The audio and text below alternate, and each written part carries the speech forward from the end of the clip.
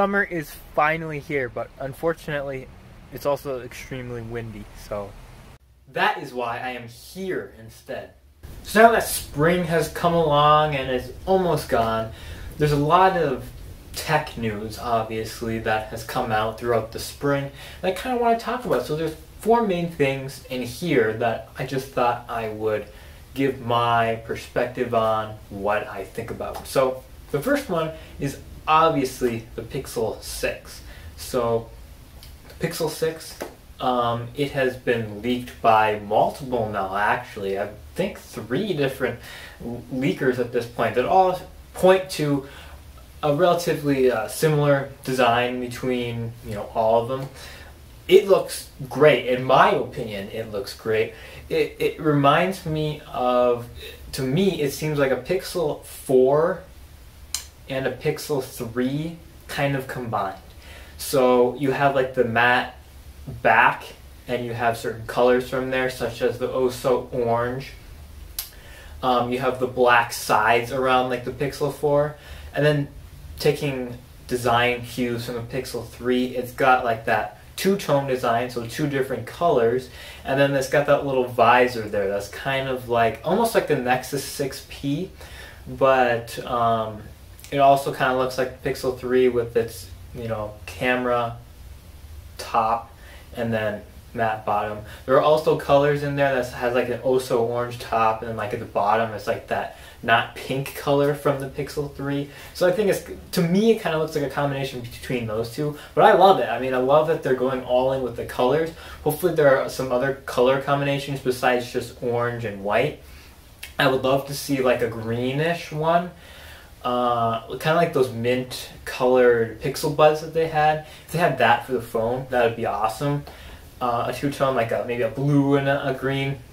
I would really like that. But as for everything that we know so far about the Pixel 6, besides the design, it looks like the front display is going to be like a 120 Hz OLED panel. So there's going to be a 6 and a 6 Pro. The 6 Pro, according to the rumors and leaks thus far, the Pixel 6 Pro is supposed to have like a 6.67 inch 120 Hz OLED display with a hole punch in the middle, similar to like a Samsung device like the S21 or the Note 20. And then there's going to be a smaller Pixel 6, which will look similar. It'll probably be like a 1080p 120 Hz display, with 1 less camera. So like as for cameras with the Pixel 6, there's 3 cameras supposedly, which I am assuming. Supposedly one of it is going to be a periscope, like a telescope, that can telephoto that can zoom in much more, similar to Samsung devices. There's going to be a main primary camera, and then there's going to be an ultra wide. Supposedly that main camera is going to be a 50 megapixel main, which would be awesome. I'm hoping that they really up the camera game this year hardware wise, because it has been the same hardware wise since like the Pixel 3, 4, and then 5. So I'm assuming that they will, but so far I'm really liking the design of it. I'm hoping though, my one main concern is that I always buy the smaller version of the Pixels, but this year, supposedly, according to the leaks thus far, is that the smaller Pixel 6 will be a 6.4 inch display, which is much bigger than any of the other smaller Pixels. The smaller Pixels are usually around, half an inch smaller than screen-wise than the XL model. And it's had a relatively similar footprint throughout, just increasing the screen size because you're reducing the bezels. Pixel 1, 2, 3, 3A, 4A, and 5 are all about the same size. But I mean, you got on the 5, you have like a 6-inch display, which takes up pretty much the whole device. But a 6.4 inch, and looking at the bezels, it's not like they're really reduced from the 5, so I feel like it's going to be a bigger device. So don't really know about that. I hope that it stays small. I hope that these are indeed wrong and that they have a smaller version of the device. but we will end up seeing about that. But that's really all I gotta say about the Pixel 6. As for Android 12, I'm also really liking because of the whole color thing and the whole Material U. I've been a huge fan of Material Design when it came out in 2014. But then when they moved to Material Theme, I was kind of not really loving it, because there's either you have apps and pages that are either completely white or completely black or dark. Because of light theme and dark theme, they took out all the colors from Material Theme. Material Theme, everything looked like a card. Everything was colorful. You had accents and all that. But then it just kind of went a little bit down with Material Theme, in my opinion. But Material U looks much better than Material Theme. I love that the colors are coming back. I love that supposedly you're going to be able to tweak the colors yourself and then tweak the colors based on the background. So each of the apps will have like that accent color, and then there's a lot more bubbly, which I think at this point is fine since they've already moved away from the cards and all that. But I think a big thing from Android 12 is just that aesthetic redesign, the Material U. That's really the main thing. Of course, they're probably going to add other kinds of features, like a game mode supposedly is being added. And of course, new Google-ish things, I don't know, with the Assistant and duplex and all that stuff. But I think the main thing here is just the design. And I'm really looking forward to it. I'm most likely going to try it out here on my Pixel, the next beta or something, once it gets a little bit more stable. But I'm really looking forward to both Android 12 and the Pixel 6 series. So next up on this little tech talk is regarding the Sony Xperia series. So they were announced quite a while ago now, probably about a month or a month and a half ago, but I wasn't able to cover it when it eventually did come out because I had other videos and other school things planned during that time. But the Sony Xperia 1 Mark III and the Sony Xperia 5 Mark III were both announced that month or month and a half ago, but they still haven't been released. And they look like great phones. They have really close to stock Android. They have nice little improvements to stock Android in there. They have a triple camera setup. You got the telephoto, ultra wide, and regular. You have, on the Xperia 5 Mark III, a really nice compact size. They have 120Hz OLED displays. Really, everything about the phone is really great. They have a headphone jack, but Sony just insists on killing these phones based on their marketing and based on their release schedule. And I have no idea as to why they're doing this. So Sony, unlike LG, is actually doing fairly well in the phone business. Like they're making a profit off of their phones, but not significantly, more so than past years.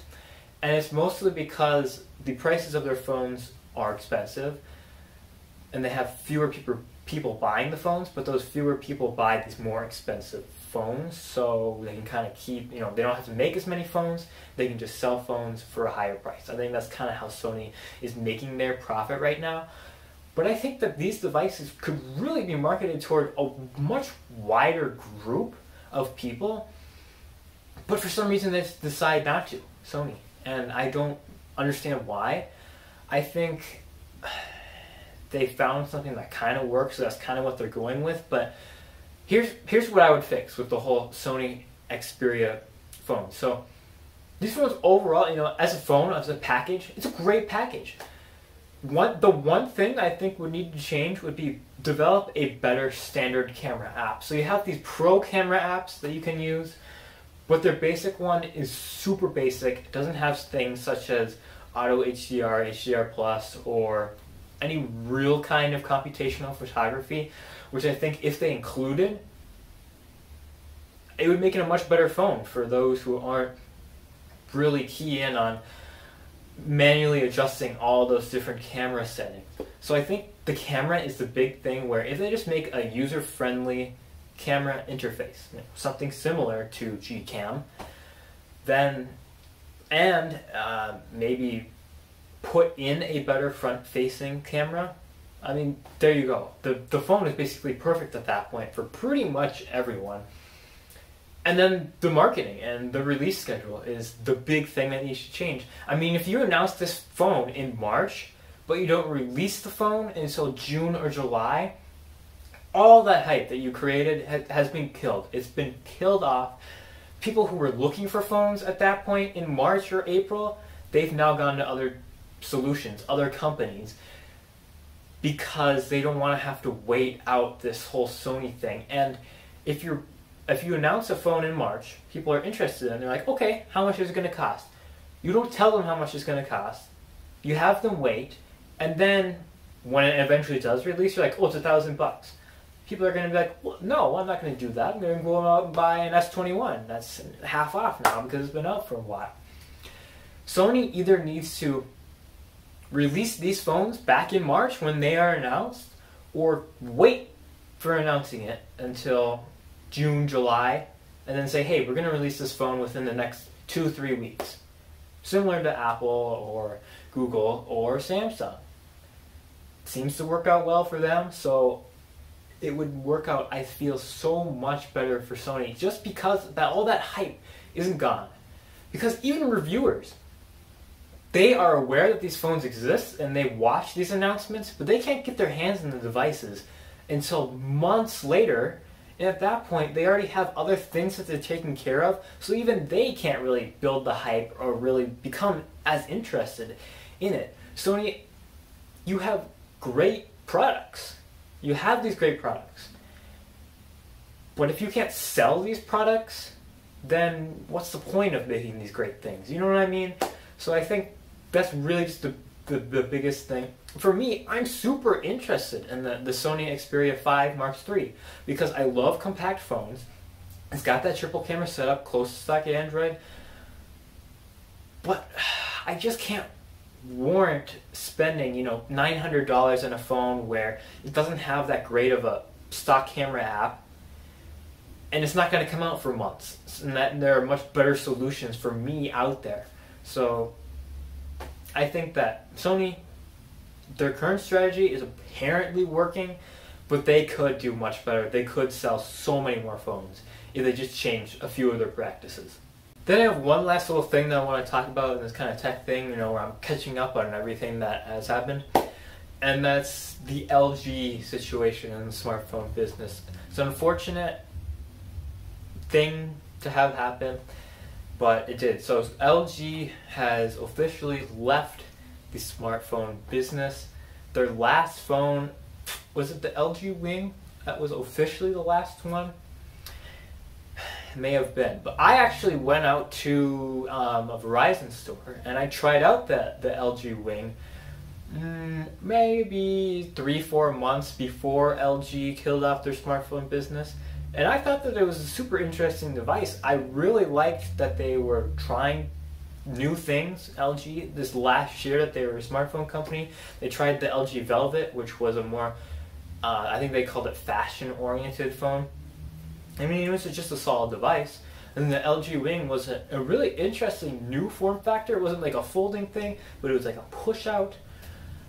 I think that it could have uses for some people, but I think the main reason why it didn't catch on so much is that it doesn't have a lot of use for the majority of people.